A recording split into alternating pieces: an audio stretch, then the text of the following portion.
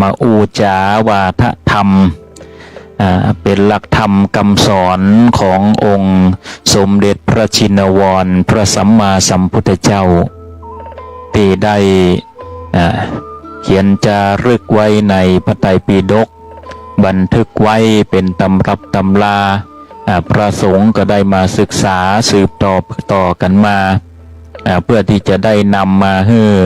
พุทธบริษัทท่านตั้งหลายนั้นได้มาปฏิบัติได้ศึกษาแล้วเอาไปปฏิบัตินะพระพุทธองค์นั้นเป็นผู้ที่ตรัสรู้ชอบได้โดยพระองค์เองแต่พระพุทธองค์ก็บ่ได้บังคับให้ใครนั้นที่จะต้องปฏิบัติตามเพียงแต่ว่าผู้ที่ปฏิบัตินั้นจะได้รับผลที่ดีอย่างแน่นอนเรียกว่าปัจจัตตังผู้ที่ปฏิบัติเท่านั้นจึงจะรู้ได้เฉพาะตนดังนี้เป็นต้นเพราะว่าพระพุทธองค์นั้นได้ตรัสรู้ทุกสิ่งทุกอย่างความเป็นธรรมดาของโลกใบนี้มีเกิดขึ้นตั้งอยู่และดับไปเป็นธรรมดาดังธรรมานุสติคำก่อนเป็นว่าแม้นซ่อนกายในกลีบเมฆกลางเวหาซ่อนกายากลางสมุทรสุดวิสัยจะซ่อนตัวในหุบเขาลำเนาภัยณถิ่นใดพ้นตายนั้นไม่มีถึงรูปงามละออลักสักเพียงไหนที่สุดไซย่อมเน่าเหม็นเป็นเหยื่อหนอนชีวิตนี้ไม่ดำรงคงท้าวรความม้วยมอนนั่นเป็นความจริงอันเงินทองของหวงทั้งปวงนี้แม้นตานีเก็บไว้เหมือนไหลหลงจะเป็นของเขาอื่นไม่คืนคงเพราะปลดปลงก็มิได้เอาไปเชยจะหนีตายอยู่ที่ไหนหนีไม่พ้นเกิดเป็นคนต้องวอดวายกลายเป็นผีสิ่งเหลืออยู่แทนตัวคือชั่วดีไม่หลีกหนีล่วงลับไปกับตนนี่แหละศรัทธาท่านตั้งหลายคนเฮานั่นนี่หนีไปบ่ได้ความตายเฮานี่หนีไปอย่างใดก็หนีไปบ่ได้เมื่อมันเกิดขึ้นแล้วนี่พระพุทธองค์ว่าสิ่งไหนเกิดสิ่งนั้นย่อมจะมีสิ่งที่ติดตามเฮาไปคือความเสื่อมความตายที่จะติดตัวเฮาไปถึงแม้จะสามารถเหาะเหินเดินอากาศเหาะเหินเดินอากาศข้ามไปยังจักรวาลใดจักรวาลหนึ่งเหาะอยู่ในอวกาศความตายนั่นก็ยังติดตัวเฮาไปสิ่งแห่งอย่างก็คือความสุขความทุกข์อารมณ์ของมนุษย์นั้นมีอยู่3ประการมีความสุขมีความทุกข์แล้วก็เฉยสิ่งเหล่านี้นี่บอกว่าจะไปอยู่ที่ไหนไปอยู่ทางใดถ้าหากว่าใจนั้นห้อยความสุขไปห้อยความทุกข์ไปห้อยความเฉยไป3ประการนี้นี่ติดตัวเฮาไปอยู่ตลอดเวลาฉะนั้นนี่พระพุทธองค์ให้ประคับประคองจิตใจนั้นให้เกิดความสุขอยู่เสมอละทิ้งความชั่วละทิ้งความทุกข์นั้นเสียพระพุทธองค์จึงได้บรรลุอริยสัจสี่คือการหู้แจ้งในความทุกข์นั้นเมื่อหู้แจ้งในความทุกข์นั้นแล้วก็หาวิธีที่จะดับทุกข์นั้นหาวิธีทางหาเหตุของมันเมื่อเห็นความทุกข์แล้วหาเหตุของมันเมื่อหาเหตุของมันแล้วก็หาทางที่จะแก้ไขแล้วก็มุ่งไปสู่มรรคก็คือสิ่งที่ ก็คือสิ่งที่จะทำให้เฮานั้นพ้นจากความทุกข์ก็คืออริยสัจสี่สำหรับปุถุชนทุกคนทุกท่านตั้งหลายนั้นการเข้าใจในความทุกข์นั้นก็คือหาเหตุหาผลของมันก่อนว่าทุกวันนี้เฮาทุกข์เพราะอะไรอย่างแล้วก็ใจสมาธิสติปัญญานั้นแก้ไขไปแก้ไขเอาหลักธรรมนั้นแก้ไขปัญหาไปบางคนบางท่านนี่ ความทุกข์คนเฮานั่นมันบ่เหมือนกันทุกข์ของเฮานั่นก็อาจจะบ่ใช่ทุกข์ของคนอื่นทุกข์น้อยของเฮาอาจจะเป็นทุกข์หนักของเขาทุกข์หนักของเขาอาจจะเป็นทุกข์น้อยของเฮาคนเฮามันกึดบ่เหมือนกันความทุกข์คนเฮามันบ่เหมือนกันความสุขคนเฮามันก็บ่เหมือนกันอย่างความสุขเปรียบเสมือนเงิน100 บาทนี่สำหรับคนทุกข์คนจนนี่100 บาทนั้นสามารถซื้อหลายๆสิ่งหลายๆอย่างนั้นจุนเจือครอบครัวได้ทั้งครอบครัวอยู่ได้หลายมื้อเจือวันสำหรับเงิน100 บาทของคนรวยนั้น100 บาทนี่อาจจะบ่มีค่าอาจจะใจทีเดียวหมดไปนี่แหละศรัทธาท่านทั้งหลายความสุขความทุกข์คนเฮาก็บ่เหมือนกันเหมือนกันเช่นกันฉะนั้นนี่ความทุกข์นี่พระพุทธองค์คือมองเห็นความทุกข์ก่อน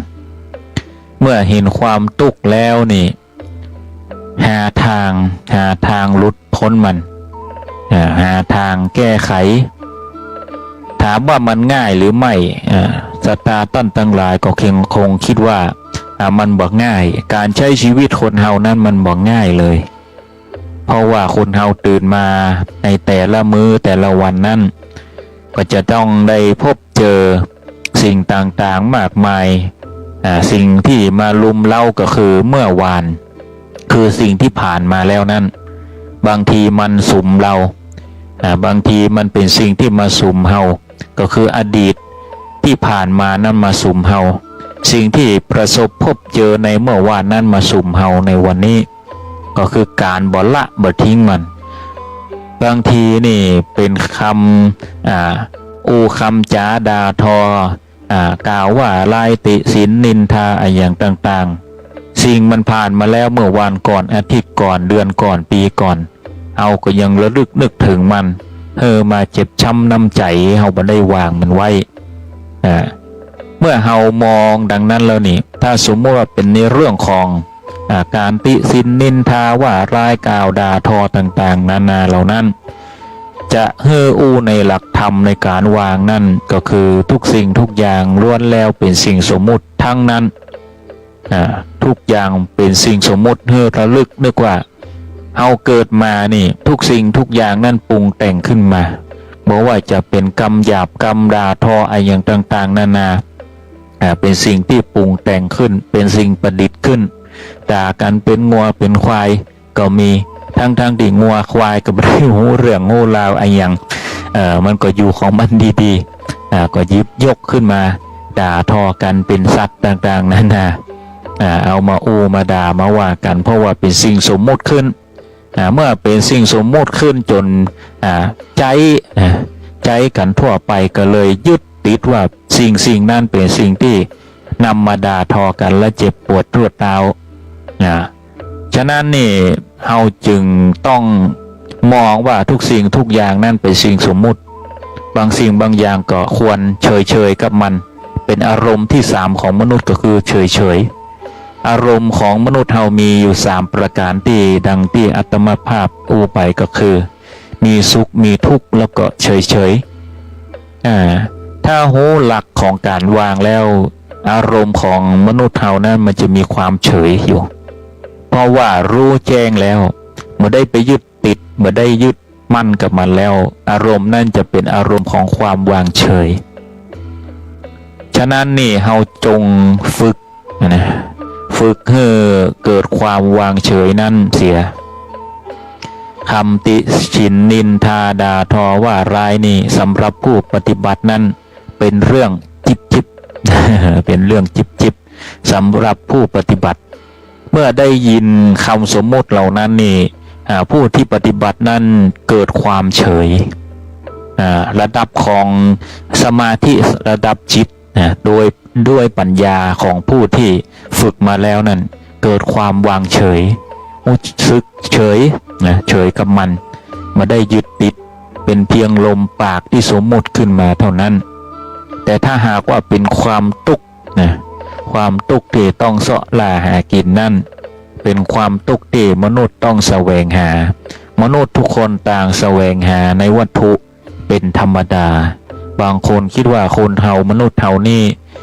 ต่างยึดถือวัตถุแต่ก็บ่สามารถที่จะละวัตถุนั้นได้แต่ก็บ่สามารถที่จะทิ้งทุกสิ่งทุกอย่างนั้นเข้าป่าเข้าดงเข้าดอยจะกินผักไม้ไส้เครืออย่างเดียวนั่นหัวมันหัวเปลือกอย่างเดียวนั่นมันก็บ่สามารถที่จะปฏิบัติได้เหมือนอย่างพุทธกาลเหมือนอย่างยุคหินนั่นได้เพราะว่าโลกมันก็พัฒนาไปเรื่อยๆทุกสิ่งทุกอย่างนั่นมันเปลี่ยนแปลงไปแม้กระทั่งว่าโรคภัยไข้เจ็บต่างๆนานามันก็มารุมเร้าบ่มีเงินก็บ่สามารถที่จะไปรักษาตัวตนได้เมื่อเจ็บป่วยเมื่อไข้นี่บ่มีเงินไปรักษาก็เกิดความทุกข์ให้เหมาะสตาตันทั้งหลายจะมาเพิ่งสมุนไพรอย่างเดียวก็บ่ได้มันบ่ได้หายทันทีบางทีเจ็บป่วยเมื่อไข้ทรมานแสนสาหัสนั้นถ้าบ่ได้หมอบ่ได้ยาก็ลำบากก็เกิดความทุกข์สร้างความทุกข์ให้ตัวเก่าจากนั้นคนเฮานั้นแสวงหาได้อยู่ในวัตถุใดแต่อย่าไปหลงในวัตถุยึดติดในวัตถุให้มันมากเพราะทุกสิ่งทุกอย่างนั้นมันเกิดขึ้นเลยดับไปแม้กระทั่งว่าตัวเฮานี่สร้างมามากมายมีเงินมีทองมากมายมีบ้านหลังใหญ่หลังงามมีคู่ชีวิตหน้าตาดีเรางามก็ยังต้องจากกันไปมีลูกเต้าเราหลานก็ยังต้องจากกันไปทุกสิ่งทุกอย่างนั่นมันบ่แน่บ่นอนมีเกิดขึ้นตั้งอยู่และดับไปเป็นธรรมดาเป็นธรรมดาของโลกใบนี้ฉะนั้นเฮาก็จะได้พิจารณาถึงความวางไว้ทำใจไว้ก่อนทำใจไว้ก่อนพระพุทธเจ้านั้นบ่ได้สอนให้มนุษย์นี้ละโลกนี้ไปบ่ได้ให้วางเฉยจนเกินไปถ้าหากว่าคนเฮานั้นวางเฉยจนเกินไปก็บ่ต้องทำมาหากินอย่างกะละอยู่เฉยๆนะก็บ่ได้หมายความว่าจะบรรลุธรรมพูดถึงการบรรลุธรรมนี่ผู้ที่จะบรรลุธรรมนั่นจะต้องเข้าใจในความทุกข์เข้าใจในธรรมชาติเสียก่อนจึงจะบรรลุในธรรมนั้นไม่ใช่ว่าอยู่เฉยๆนอนเฉยๆแล้วจะสามารถบรรลุหลักธรรมนั้นเข้าใจในโลกนั้นบรรลุอรหันต์ใดเป็นไปบ่ได้อย่างแน่นอนผู้ที่จะบรรลุนั้นไม่ใช่ว่าอยู่เฉยๆเป็นความรู้สึกเป็นความรู้สึกเฉยเฉยเมยต่อโลกใบนี้แต่ผู้ที่จะบรรลุหลักธรรมนั้นได้คือผู้ที่เข้าใจในโลกเข้าใจในความเป็นไปในความธรรมดาของมันความเข้าใจในความเกิดขึ้นตั้งอยู่และดับไปการเข้าใจในการเกิดขึ้นตั้งอยู่และดับไปเข้าใจในสังขารร่างกายของเฮานั้นมีการเกิดขึ้นตั้งอยู่มีความเสื่อมแล้วก็จากโลกนี้ไปสลายกลายเป็นธาตุดินน้ำลมไฟสลายลงไปกับดินกับอากาศ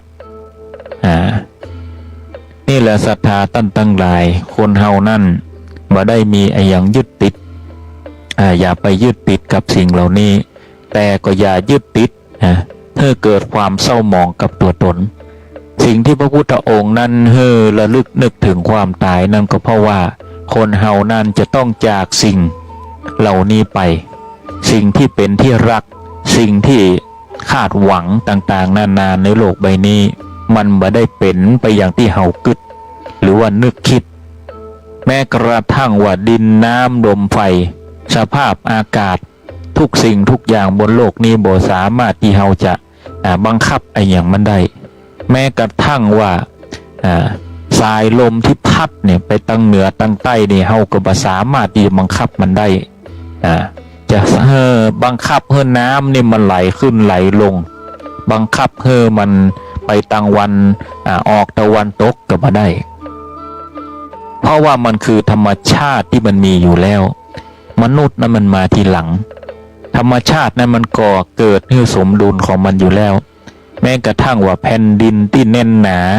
แผ่นดินที่คิดว่าเฮาเหยียบทุกวันนี่มันจะบ่แยกจากกันนั่นเมื่อที่ผ่านมานี่แผ่นดินไหวที่พม่าแผ่นดินที่เคยแน่นหนาที่เคยมองว่ามันแน่นมันหนามันปลอดภัยก็ทำให้เฮาได้เห็นว่าบนโลกใบนี้นี่บ่มีอย่างแน่นอนแผ่ ผ่นดินที่ว่ามันแน่นมันหนานั่นก็ยังแยกแตกออกจากกันได้นี่แหละศรัทธาตั้งหลายนี่แหละธรรมชาตินี่แหละทำเมื่อเราเห็นสัจธรรมคือความจริงบนโลกใบนี้เราจะต้องรู้จักสัจธรรมในโลกใบนี้การฟังธรรมนั่นเป็นการระลึกนึกถึงความเสื่อมของโลกใบนี้แม้กระทั่งว่าก้อนหินก็ยังมีเสื่อมมีกร่อนแล้วมนุษย์เป็นอย่างถึงจะบ่เสื่อมบ่สลายหายไปซึ่งสิ่งเหล่านี้เนี่ยเราจะต้องทำใจเตรียมใจไว้เพราะว่าวันใดวันหนึ่งนี่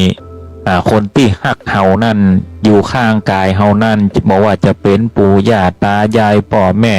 ทุกคนล้วนแล้วแต่จะจากเฮาไปสักวันหนึ่ง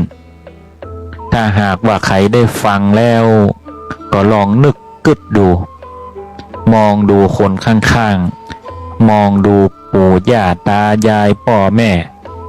เปิ้นแก่เท่าไปถึงวันเปิ้นมีความแห้งเหี่ยวไปทุกวันทุกคนล้วนแล้วแต่เสื่อมสภาพไปทุกวันแต่มีอยู่สิ่งหนึ่งที่จะทำให้มนุษย์คนเฮานั้นเสื่อมไปได้ช้าลงก็คือการทำสมาธิบ่ยุ่งกับสิ่งมึนเมาเสพติดบ่ค้ำตัวเก่าบ่ค้ำตัวเก่าหน้าที่นี้ก็คือการบ่เอาสารพิษอย่างเข้าไปในร่างกายอย่างบางคนนี่เสื่อมโทรมไปด้วยสภาวะของเสพติดสิ่งมึนเมาต่างๆอันนี้บ่ได้ติเตือนเล่าหน้าอย่างกันตามหลักธรรมความจริงถ้าหากว่าเราจะอยากอยู่บนโลกใบนี้ด้วยความสดใสโดยการยื้ออายุให้ยาวนานขึ้นก็ต้องละสิ่งมึนเมาสิ่งเสพติดสิ่งอย่างที่มันบ่ดีเป็นพิษเป็นภัยที่ใส่เข้าไปในร่างกายนั่นก็ให้ละให้วางไว้สุขภาพก็จะดีขึ้นการออกกำลังกายพระพุทธองค์นั้นเน้นในเรื่องของการนั่งสมาธิการตั้งสมาธิภาวนาจิตภาวนาใจข้อดีของการนั่งภาวนานั้นหรือว่านั่งสมาธินั้นจะทำให้เซลล์ในร่างกายเฮานั้นอยู่ในระดับสมดุลอยู่ในระดับสมดุลก็คือทุกๆวันนั้นเฮานี่มีความคิดร้อยอันปัญญาศรัทธาท่านทั้งหลายสิ่งเหล่านี้แหละที่มันบั่นทอนเครื่องจักรในร่างกายของเฮามันบั่นทอนเซลล์ในร่างกายของเฮาเมื่อเฮากึดนักคิดนักคนขวายนักบางคนนี่นอนบ่ได้กินบ่ได้นอนบ่หลับเพราะว่าร่างกายนั้นเครียดโดยบ่ฮู้ตัวเพราะว่ามัวแต่คิดหันคิดนี่คิดริษยาคิดอาฆาตพยาบาทมีความรักโลภโกรธหลงมีการมโนต่างๆนานามโนถึงความคิดต่างๆนานาบางทีมันปรุงแต่งบอกว่าจะเป็นกรรมกรรมจาของใครก็ตามก็เก็บมาคิดมานึกไปในทางที่บ่ดีไปในทางที่ด้อยค่าตัวเองพ่อง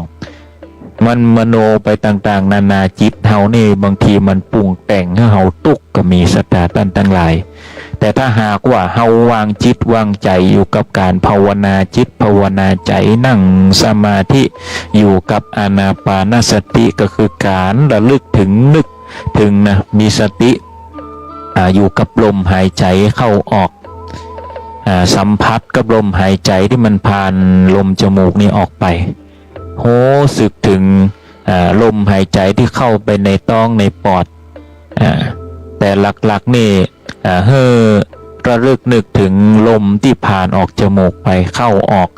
มีการกำหนดพูดพูดโธพุทโธมีเข้ามีออกของลมหายใจนั่นให้เกิดความเบาสบายแล้วก็วางสิ่งที่เครียดเหล่านั้นลงอย่าไปกึดอย่าไปคิดให้กำหนดจิตให้ตั้งมั่นในการภาวนาจิตณขณะนั้นอยู่กับพุทธอยู่กับโธพุทโธก็แปลว่าผู้รู้ผู้ตื่นผู้เบิกบานพิจารณาลมหายใจดังนี้แล้วเกิดความสบายใจเมื่อสบายใจก็สบายกายศรัทธาท่านทั้งหลายลองฝึกดูใหม่ๆอาจจะรู้สึกว่า ทุกสิ่งทุกอย่างทุกภาพนั่นจะปรากฏอยู่ในหัวในตาเฮาอยู่เมื่อฝึกปฏิบัติไปเรื่อยๆเมื่อกำหนดจิตได้อยู่จริงๆแล้วนี่จิตยังอันดับแรกๆนี่จิตยังฟุ้งซ่านเรียกว่าฟุ้งซ่านมันเห็นภาพต่างๆนานาเกิดจากมโนจิตเฮาเกิดขึ้นเกิดมโนจิตในอดีตเกิดมโนจิตในสิ่งต่างๆที่เฮาเคยผ่านมา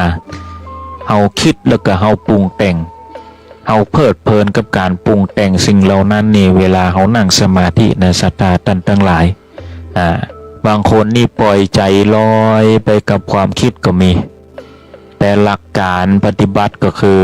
ลืมทุกสิ่งทุกอย่างวางจิตภาวนาไว้อยู่กับลมหายใจภาวนาตั้งมั่นให้อยู่กับลมหายใจวางไว้ก่อนอนาคตนั้นวางไว้ก่อนอดีตมันก็ล่วงเลยมาละไม่ดีไปคิดถึงมันไอ้อย่างผิดพลาดก็วางไว้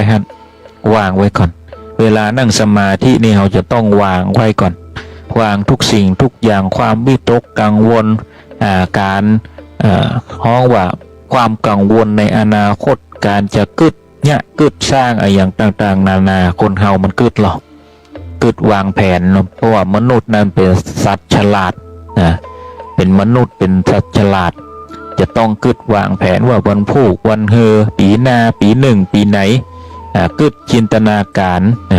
วางแผนไว้ต่างๆนานาแต่ว่าการทำสมาธิการวางไว้นั้นเราจะต้องหยุดคิดแล้วก็ภาวนาในลมหายใจนั่นอย่างอาตมาภาพนี่ถ้าเวลานั่งสมาธินี่อาตมาภาพจะภาวนา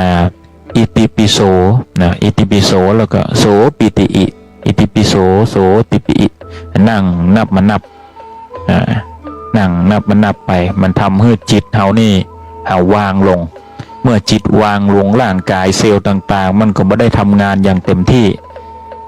มันก็เหมือนเป็นการพักผ่อนของเซลล์ต่างๆนานาในร่างกายนั่นมันเป็นระบบของมันมันเป็นระบบของมันร่างกายเอาก็จะสดชื่นแจ่มใสนะศรัทธาท่านทั้งหลายลองไปทำดูบางคนบางท่านนี่บางคนบางท่านนี่วันนั้นได้อู้กับศรัทธาตังละปูนนี่ท่านหนึ่งอายุเปิด60 ปลายละเปิ้นว่าก่อนหน้าท่านนี่เตียวบ่ได้เลยแต่ด้วยการทำบุญตั้งจิตภาวนาจนมาเดี๋ยวนี้เดินได้เตียวได้น่าอัศจรรย์ศรัทธาท่านตั้งหลายเซลล์กลับมาเหมือนเดิมสุขภาพร่างกายดีขึ้นเหาะเหินเดินอากาศได้ไปใจสามารถเตียวได้เตียวได้เดินได้ประคับประคองตัวเองได้ดีขึ้นจากที่คนเคยเดินบ่ได้เลยศรัทธาท่านทั้งหลายแต่ก็ตั้งจิตภาวนาจิตใจนั้นแข็งแกร่งขึ้นเลิกกึดอย่างที่มันฟุ้งซ่านเลิกกึดอย่างที่มันเป็นความเครียดสุดท้ายแล้วก็กลับมาเดินได้ใช้ชีวิตอย่างปกติเป็นที่น่าอัศจรรย์ศรัทธาท่านทั้งหลายอันนี้แหละศรัทธาท่านทั้งหลายเมื่อจิตเฮาดีนะสุขภาพมันก็ดีสุขภาพมันก็ดีถ้าเฮาจิตเฮาบ่ดีนี่มีแต่ความเศร้าหมองมีแต่ความเครียดเดี๋ยวโรคภัยไข้เจ็บมันมาละเจ็บหัวเมาเก้าเจ็บหันเจ็บนี่เป็นหันเป็นนี่เป็นสปะอย่างหลายๆต่างๆนานามันจะมาลุมเล้าเฮาศรัทธาท่านทั้งหลายฉะนั้นนี่จิตเฮานี่เป็นจิตที่เดิมทีแล้วเป็นจิตที่สะอาดนะเมื่อเฮาเกิดมาใหม่นี่บอกว่าจะมีบุญมีกรรมอะไรอย่างก็ตามนะต่างๆนานานี่เมื่อเฮามาเกิดใหม่นี่เมื่อเฮายังน้อยอยู่นี่จิตมันยังสะอาดอยู่แต่เมื่อเฮาเติบโตขึ้นมาเริ่มรับรู้เริ่มสัมผัสได้จิตมันเริ่มปรุงแต่งจิตมันเริ่มสัมผัสอะไรอย่างที่ดีและบ่ดีมันก็ปะปนกันไปเปรียบเสมือนกับเฮาไปคุกโคลนเอาผ้าขาวนี่ไปโดนฝุ่นโดนคุกโคลนต่างๆนานามันก็แปดก็เปื้อนไปจิตก็เหมือนดังอันเหมือนผ้าขาวในศรัทธาท่านทั้งหลายถ้าหากว่าเฮาใหญ่มาบ่เคยซักผ้าขาวนั่นเลยมันก็ดำอยู่อย่างอันมันก็สกปรกอย่างอัน แม้กระทั่งว่าร่างกายคนเฮานี่ยังต้องอาบน้ำกุวันในสถานกันทั้งหลายมนุษย์นี่เป็นสัตว์สะอาดเป็นสัตว์ประเสริฐเป็นคนสะอาดก็ยังต้องอาบน้ำอาบทุกวันอาบทุกวันแต่จิตใจคนเฮานี่ถ้าบ่ชำระเห็นเลยมันก็จะบ่สะอาดในความหมายที่นี้นี่บางคนก็ยังบ่เข้าใจว่ามันบ่สะอาดอย่างไรบ่สะอาดก็คือว่ามีความโกรธมีความโกรธมีความโลภมีความอิจฉาริษยามีอารมณ์ต่างๆนานาในอกุศลเกิดเป็นอกุศลขึ้น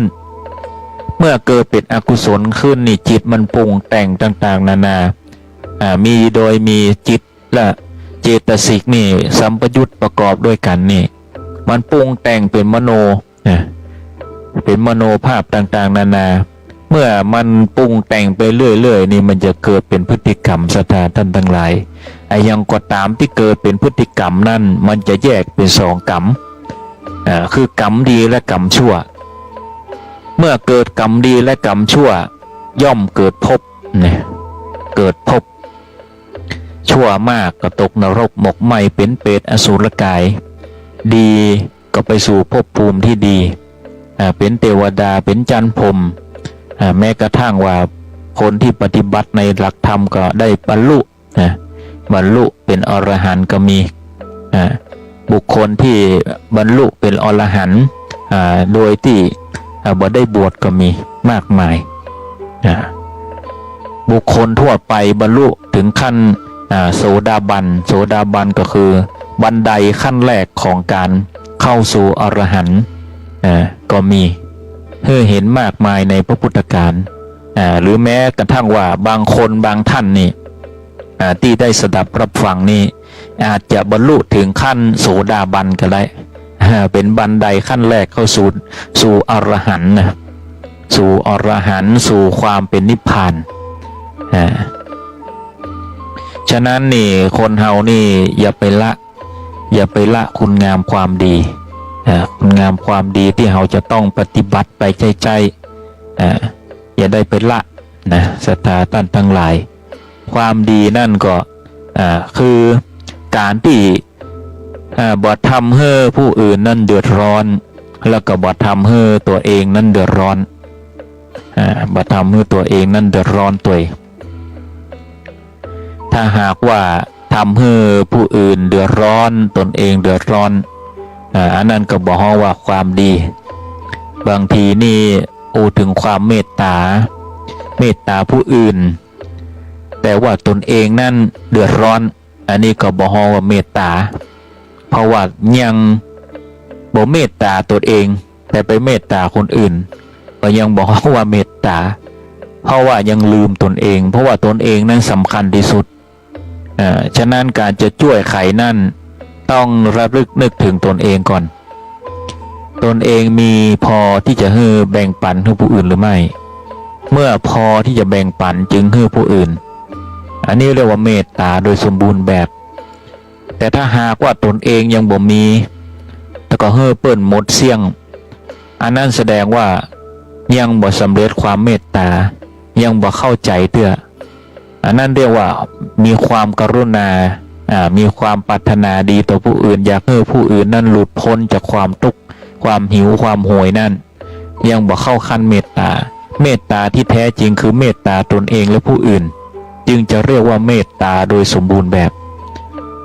เมื่อตนเองนั่นมีแล้วเหลือแล้วจึงให้ผู้อื่นเพราะว่าตัวเฮานี่สำคัญที่สุดแม้กระทั่งว่าเกิดเหตุฉุกเฉินอะไรอย่างก็ตามบนรถบนเรือบนเครื่องบินอะไรอย่างก็ตามเวลาประสบภัยต่างๆนานาเปิ้นให้ช่วยเหลือตัวเองก่อนแล้วจึงช่วยเหลือผู้อื่นนี่แหละศรัทธาท่านทั้งหลายเขาจึงฮ้อว่าเมตตาฉะนั้นรวมไปถึงการใช้ชีวิตทุกวันนี้ก็เช่นกันคำว่าเมตตานั่นก็ควรที่จะเลือกในทางที่ควรที่จะเมตตาต่อบุคคลเหล่านั้นควรช่วยเหลือตามสมควรที่ควรจะช่วย เมตตากับคนที่บ่ดีก็เป็นการสนับสนุนในสิ่งที่บ่ดีเช่นกันก็บ่สำเร็จความเมตตาเช่นกันกุศลก็บ่ได้เกิดอานิสงส์ก็บ่ได้เกิดเพราะว่าไปสนับสนุนในสิ่งที่บ่ดีฉะนั้นเราจะต้องเลือกตัวคำว่าเมตตานี่จะต้องเมตตากับคนที่ดีปฏิบัติดี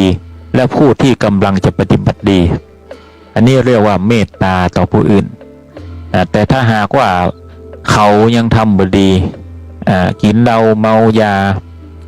เป็นนักเลงอันธพาลแต่มีความหิวมีความอยากแต่เฮาก็ยังเฮ่อเปิ้นอันนี้เรียกว่าเป็นบุญอย่างหนึ่งแต่ว่าบ่ได้ฮ้อว่าเมตตายังบ่ได้ฮ้อคำว่าเมตตาเตื้อ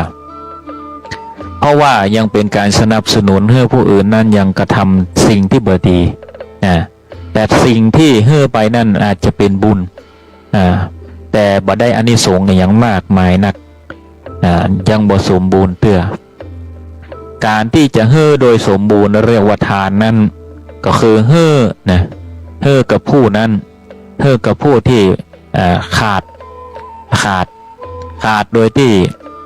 เขานั้นบ่ได้สร้างความเดือดร้อนอย่างคือใครขาดโดยที่บ่ได้แล้วบ่ไปสร้างกำลังในสิ่งที่ทำบาปศรัทธาท่านทั้งหลายคนที่ปฏิบัติดีอยู่แล้วแต่ว่ามีความทุกข์มีความอยาก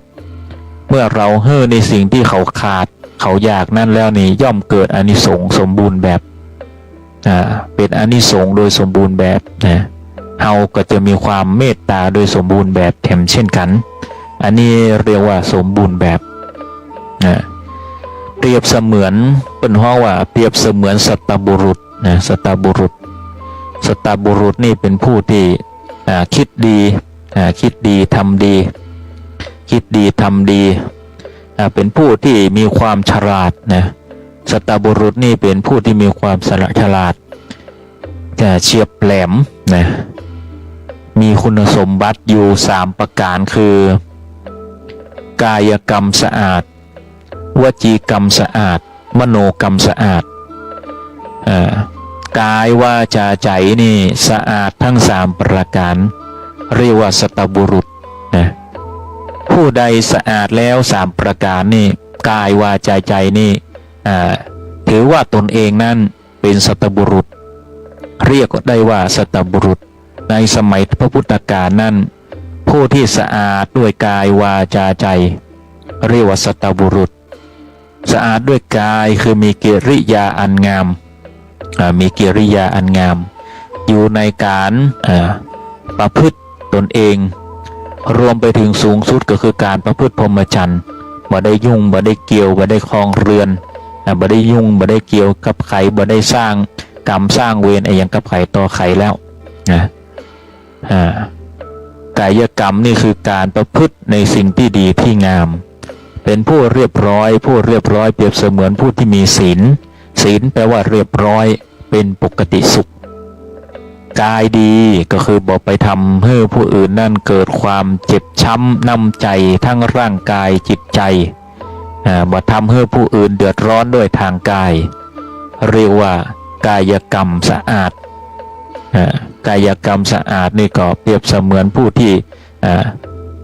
มีการประพฤติเขาว่าความประพฤติที่ดีปฏิบัติที่ดีวจีสะอาดวจีกรรมสะอาดก็คือบอกว่าจะเป็นกรรมกรรมจาอย่างจะบ่มีคำหยาบคำประชดประชันคำโกหกหลอกลวง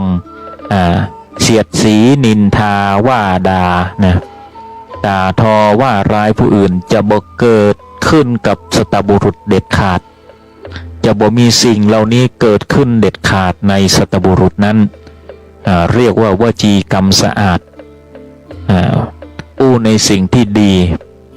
อู้ในสิ่งที่ชอบสิ่งบ่ดีบ่เอ่ยถึงใครสักคนเรียกว่าสัตบุรุษผู้เพียบพร้อมด้วยกายวาจาใจและอันสุดท้ายคือมโนกรรมสะอาดมโนกรรมสะอาดนี่คำว่ามโนกรรมสะอาดนี่ก็เปรียบเสมือนจิตที่เป็นกุศลนี่ตั้งแต่ตื่นเจ้าขึ้นมานี่ตึงบ่กึดอย่างที่เป็นอกุศลเลยแม้แต่น้อยเดียว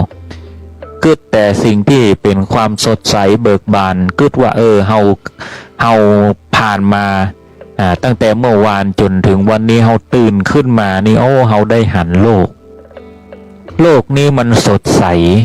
นะอันนี้คือความคิดของสัตบุรุษตื่นมาโลกนี้สดใสเฮาได้เห็นบนโลกนี้เห็นแม้กระทั่งว่าเห็นเพดานห้องเห็นผ้าห่มเห็นทุกสิ่งทุกอย่างอันเกิดขึ้นน่าอัศจรรย์ทุกสิ่งทุกอย่างถักทอขึ้นมากึดละเอียดละออการที่จะมีผ้าห่มได้เฮาผ่านยุคหินมาก่อนเฮาบ่มีผ้าห่มในสมัยนั้นเอากึดหลายอย่างเฮามีหมอนอันนุ่มนี่แหละศรัทธาท่านทั้งหลายบางทีเฮานี่ลืมกึดไปเฮามีบ้านก็ดีแค่ไหนแล้วเฮามีที่ถ้าหยาบหน่อยก็เฮาว่ามีที่ซุกหัวนอนนะก็ดีขนาดไหนแล้วมีหมอนคือนอนนุ่มนอนอุ่นมีผ้าห่มมีที่นอนนี่คือความคิดของสัตบุรุษเปิ้นกึดอย่างอีเปิ้นกึดอย่างอีศรัทธาท่านทั้งหลายตื่นมาเสร็จเฮายกแข้งยกขาได้เฮายังมีกำลังเฮายังมีกำลังที่จะลุกขึ้นไปล้างหน้าไปส่องกระจกหน้าตาเฮาก็สดใสดีเพราะว่าจิตใจเฮานั่นสะอาดมโนกรรมสะอาดหน้าตาก็สดใสสะอาดยิ้มเฮาตัวเก่าหันไอ้ยังก็เป็นศิลปะหมด สวยงามไปทุกสิ่งทุกอย่างอันนี้คือความคิดมโนกรรมสะอาดของสัตบุรุษแต่การที่จะทำได้อย่างนี่จะต้องเป็นผู้ที่ฝึกตนเองมาพอสมควรหรือแม้กระทั่งว่าเป็นผู้ที่มีบุญมาก่อนถึงจะเป็นสัตบุรุษได้ดังนี้มีความคิดได้ดังนี้พระพุทธองค์จึง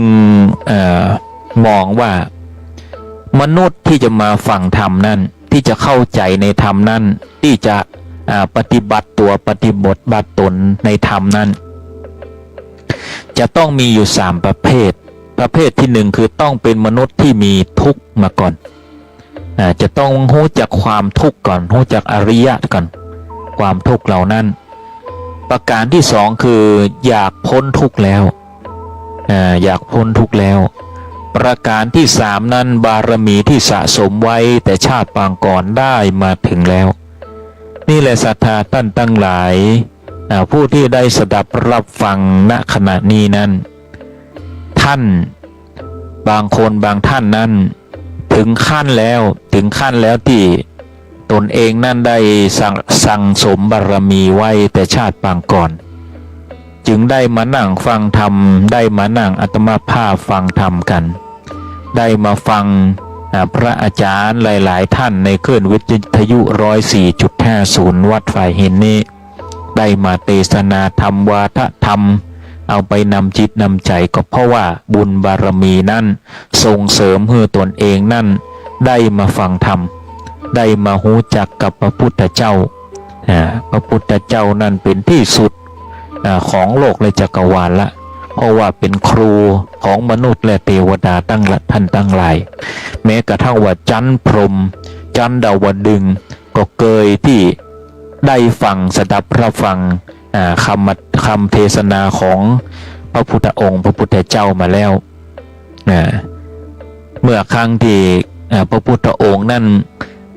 เสด็จขึ้นไปจันทร์ดาวดึงส์เพื่อที่จะโปรดอดีตพระมารดาอดีตพระมารดาที่เกิดไปอยู่ในเป็นเทวดาแล้วก็โปรดนี่แหละศรัทธาท่านทั้งหลายได้โปรดหลักธรรมฮ้องว่าอภิธรรมปิฎกอภิธรรมปิฎกถึงมนุษย์ถึงความเสื่อมถึง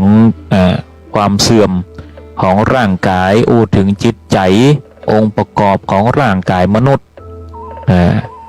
ถึงภพถึงชาติต่างๆนานาเพราะว่าบางทีนั่นจันทร์ที่สูงที่สุดขึ้นไปนี่เทวดานี่จะบอกค่อยหู้จักความทุกข์ละทุกข์แต่ว่าก็จะหลงลืมทุกข์เพราะว่าสูงขึ้นไปนี่มีแต่ความสุขเมื่อมีความสุขแล้วก็จะมักจะถาม มักจะถามพระพุทธองค์อยู่เสมอมีคำถามนะมีคำถามแก่พระพุทธองค์เสมอว่ามนุษย์นั่นเป็นแบบไหนมีอย่างใดพ่องก็จะมีคำถามต่อพระพุทธองค์เสมอคำถามเหล่านั้นนี่พระพุทธองค์ตอบปัญหากับเทวดานั่นอยู่ในมงคลสูตรนะอยู่ในมงคลสูตรหรือว่ามงคล38มงคล38นั่นก็ใจสำหรับการครองเรือนศรัทธาท่านทั้งหลายนี่แหละศรัทธาท่านทั้งหลายพระพุทธองค์นั่นไม่ใช่แค่ว่าสอนให้หลุดพ้นจากความทุกข์แต่พระพุทธองค์ก็สอนในเรื่องของการใช้ชีวิตการใช้ชีวิต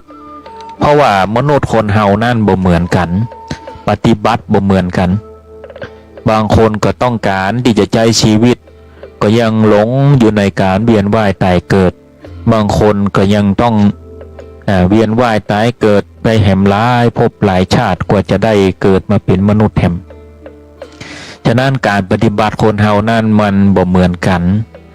จิตใจมันบ่เหมือนกันนะเปรียบเสมือนบัวสีเหล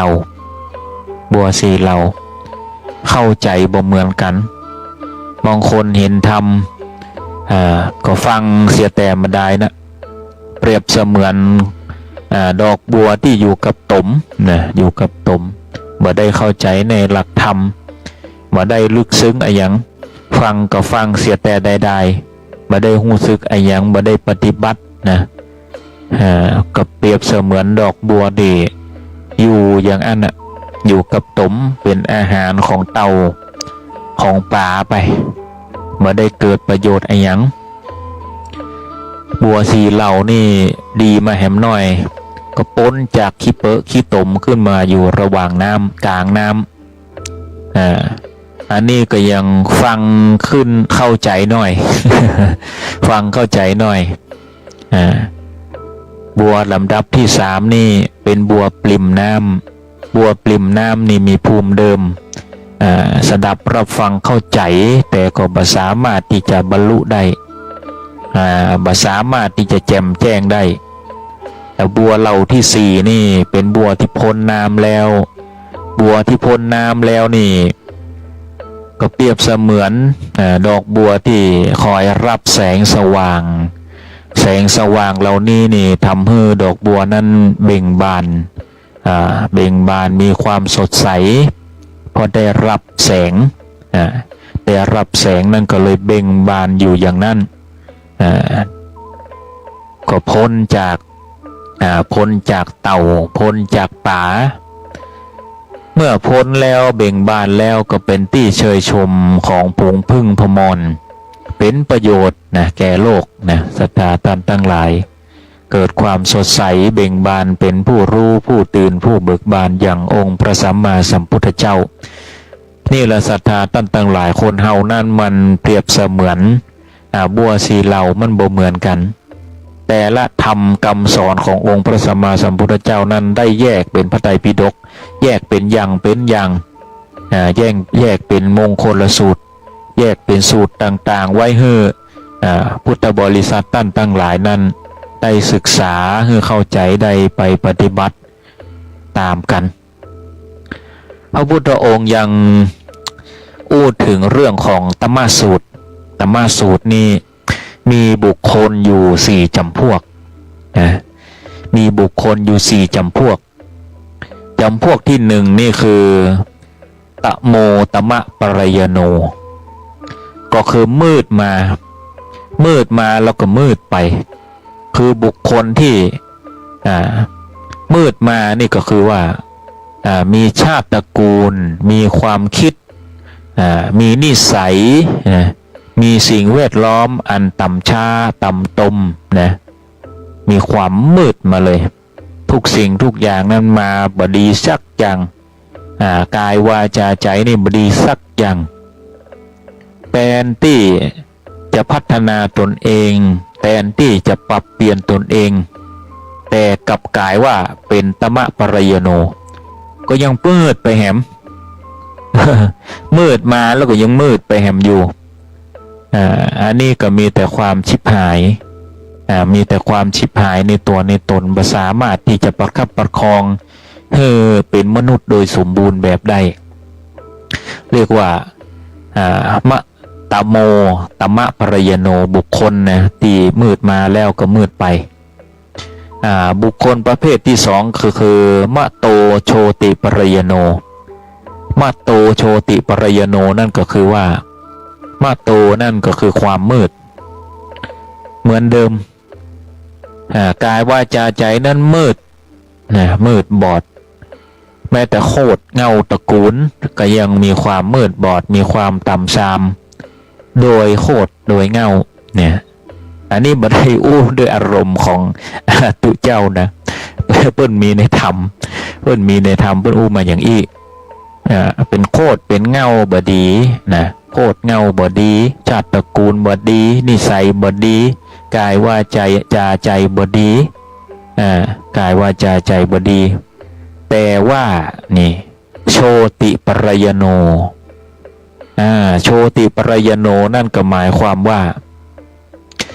เมื่อมืดมานี่มีความบดีแล้วแต่ว่าภายหลังแต่ว่าภายหลังนั่นเกิดความเปลี่ยนแปลงหรือว่าเข้าใจในธรรมแล้วปรับเปลี่ยนตัวเองบอดอยู่ในความมืดละเข้าหาความสว่างเปรียบเสมือนดอกบัวเหล่าที่สี่นั่นเองศรัทธาท่านทั้งหลายพยายามที่จะเบ่งบานให้พ้นน้ำออกมาให้ชูช่อ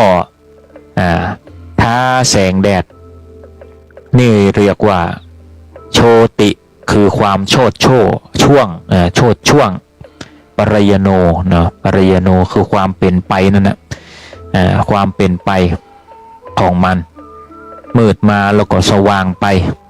นะศรัทธาท่านทั้งหลาย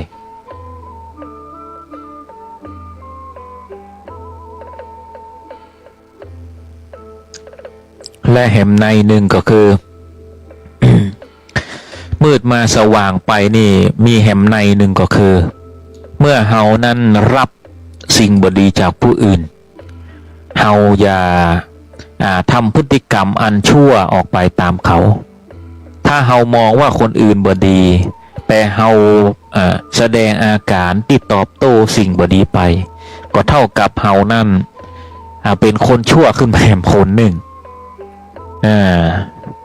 เท่ากับเฮากลายเป็นคนชั่วขึ้นมาแห่งคนหนึ่งใจเฮา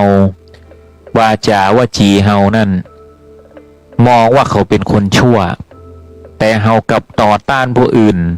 โดยกายวาจาใจอันบดีนั่นเฮาก็กลายเป็นคนชั่วอย่างเขาในศรัทธาท่านทั้งหลายฉะนั้นนี่เมื่อมืดมาสว่างไปก็คือเมื่อเขาทำบดีเขาทำร้ายเฮาด้าน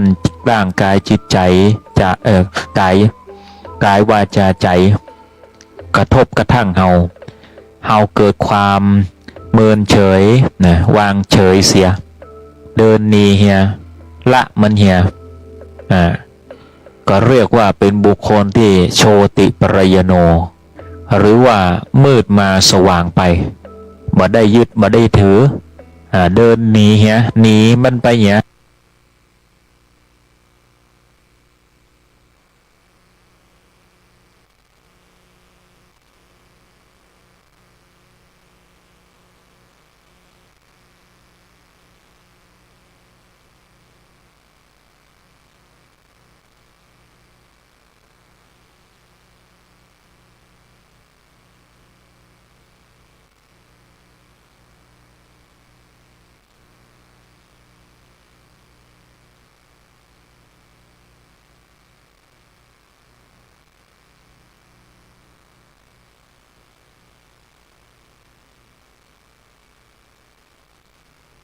แบบพื้นบ้านในส่วนของการยิงกบยิงดีๆเนอะนะ